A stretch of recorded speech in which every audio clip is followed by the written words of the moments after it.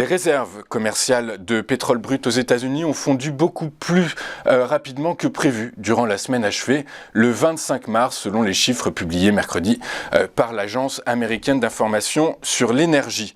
Les stocks de brut américains ont reculé de 3,4 millions de barils, soit bien davantage que les 2 millions attendus par les analystes, pour s'inscrire à 409,9 millions de barils, soit leur niveau le plus bas depuis octobre 2018.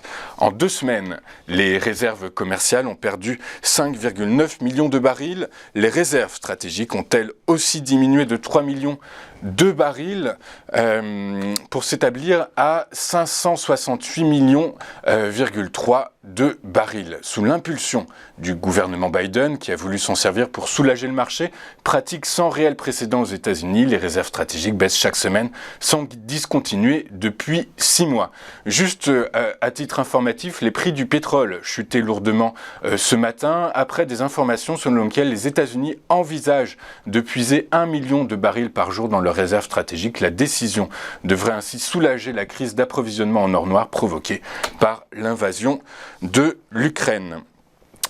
L'inflation en Allemagne a bondi de 7,3%, alimentée par la guerre en Ukraine qui fait flamber les prix de l'énergie et qui accroît les tensions sur les chaînes d'approvisionnement, selon des chiffres provisoires publiés hier. Cet indicateur, en hausse de 2,2 points par rapport à février, constitue un record depuis la réunification de l'Allemagne en 1930, selon l'Institut de statistique Destatis. En mars, en Espagne, les prix à la consommation ont augmenté de 9,8% sur un an, leur plus forte hausse depuis mai 1985, contre 7,6% le mois précédent, montre hier une première estimation de l'inflation publiée par l'INE, l'Institut national de la statistique. En Espagne, la hausse des prix de mars a été alimentée en premier lieu par l'électricité, les carburants, les produits alimentaires et les boissons. Juste rapidement, une information qui est tombée ce matin, l'inflation en France accélère encore à 4,5%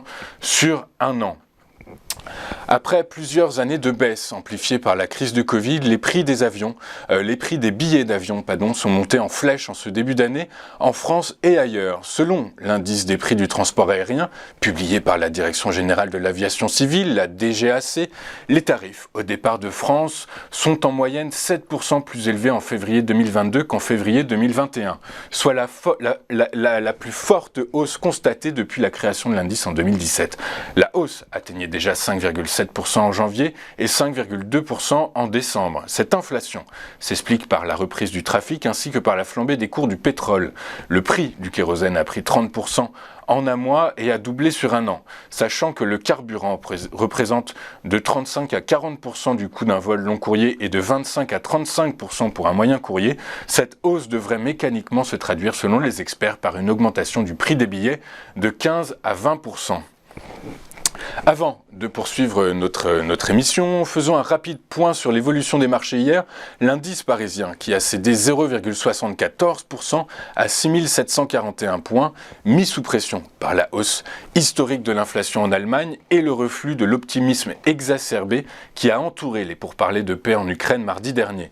Dans le détail, les secteurs de l'énergie bénéficiaient de la hausse du pétrole et signent une hausse de 2,37%. Morel et Prom et GTT ont signé une hausse de 5,12% et de 2,59%. Les utilities ont pris 0,43%, tout comme les services aux consommateurs. On retrouve en chef de file Albioma, EDF, Pernod Ricard et Carrefour qui prennent dans l'ordre d'apparition 1,81%, 1,09%, 2,05% et 1,54%. Le secteur de la santé est également en hausse de 0,41%.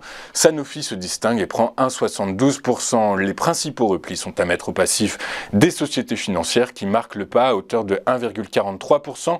SG recule de 2,48% et BNP Paribas de 2,32%. Les biens de consommation cèdent 1,41%, Faurecia et Valeo signent un repli respectif de 8,47% et de 6,36%. Les industries reculent de 1,37%, Saint-Gobain se distingue et marque le pas de 4,26%. Les doutes sur l'Ukraine et sur l'insuffisance de l'offre mondiale ont tiré vers le haut les prix du pétrole hier, au cours de la séance d'hier. Je le précise, le Brent a signé une hausse donc de 2,92% à 113,45 $. Le WTI s'est adjugé 3,43% à 107,82 $. Je rappelle que les cours du pétrole ce matin chutaient suite à l'annonce faite que les États-Unis allaient puiser dans leur stock stratégique de pétrole pour inonder le marché de 1 million de barils par jour. À 9h01, le Brent cède 3,48% à 107,56 $ et le WTI cède 4,47% à 102,97 $. Le Bitcoin hier a cédé 0,76% à 46 975 $. On marque une première pause et juste après on vous fera vivre l'ouverture de la séance parisienne, une ouverture en direct, en duplex, décryptée par les équipes d'Interactive Trading. A tout de suite sur TV Finance.